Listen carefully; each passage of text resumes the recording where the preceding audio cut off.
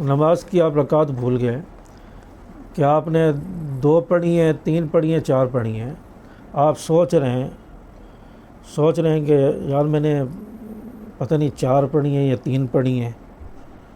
سوچتے آپ نے اپنا ذہن دوڑانا ہے کہ میں نے کتنی رکعتیں پڑھی ہوں گی۔ اگر آپ کا گمان، آپ کا ذہن 3 کی طرف جاتا ہے، آپ نے 4 رکعتیں پڑھنی تھی، تو آپ 1 رکعت اور پڑھ لیں، اس کے بعد سجدہ سہو کر لیں، تو انشاءاللہ آپ کی نماز ادا ہو جائے گی۔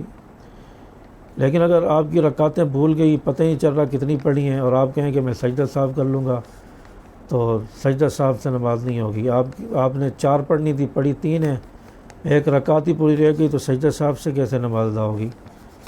تو اس صورت میں آپ جو ہے اپنے گمان کے مطابق فیصلہ کریں۔ آپ سوچیں نماز میں کہ میں نے 3 پڑھی ہیں یا 4 پڑھی ہیں۔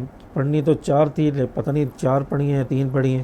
اور آپ کا ذہن جاتا ہے کہ میں نے 3 پڑھی ہیں، 1 رکعت اور پڑھ لیں۔